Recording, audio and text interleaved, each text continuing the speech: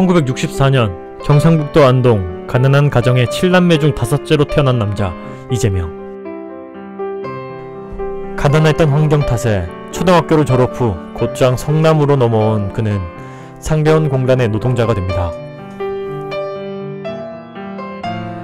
13살이라는 어린 나이, 그는 반지하 단칸방에서 생활하며 여러 공장을 전전하는 신세를 지게 됩니다.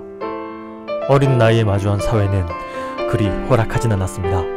공장에서의 구타, 그리고 2번의 자살 시도를 실패한 그는 결국 죽기 살기로 공부를 결심했다고 합니다.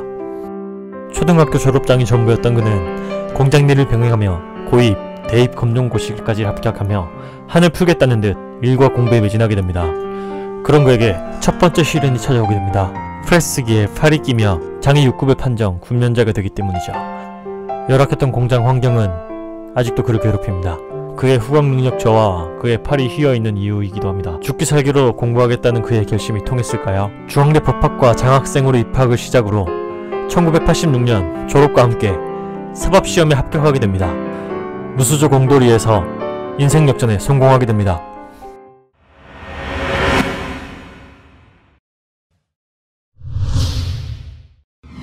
불의를 보면 참지 못하는 싸움 딱인 그의 별명처럼 연수원에서 정기승 대법원장 인준 반대 서명운동의 성명서를 이재명이 직접 썼다고 합니다.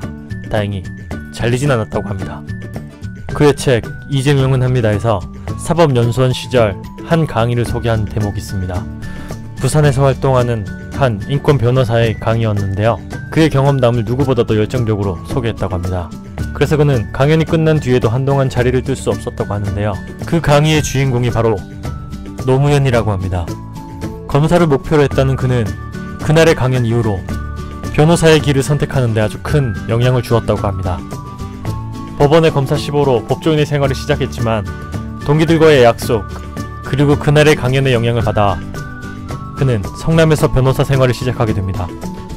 변호사 개업 후 3살 연하인 김혜경씨와 결혼, 이천과 광주시의 노동상담소장으로 활동하며 다수의 시국 노동변론을 맡게 됩니다. 그리고 그는 다수의 사회 문제에 제동을 거는 데 앞장섰는데요. 추적 60분에 폭로하는 과정에서 문제가 생겨 그는 검사사칭 전화 방조죄로 처벌을 받게 됩니다. 성남시 발전에 앞장서던 그는 2004년 음주운전으로 150만원의 벌금을 내기도 했습니다.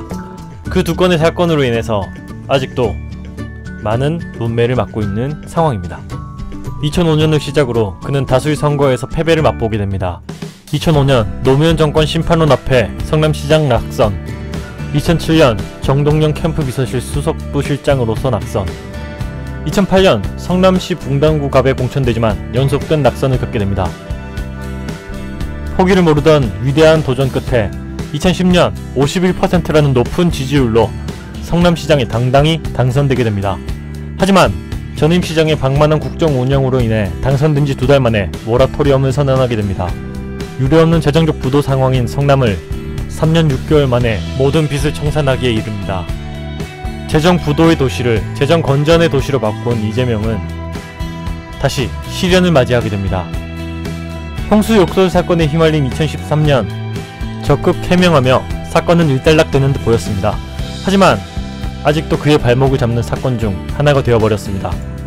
뛰어난 국정 운영 능력으로 재정 부도에서 재정 건전으로 이끌어낸 그의 힘을 본 성남 시민들은 2014년에도 이재명을 선택하게 됩니다. 보수 지지자가 많은 성남시였지만 그의 능력을 높이 산 지지자들은 무엇보다 재정 건전화 능력을 높게 샀다고 합니다.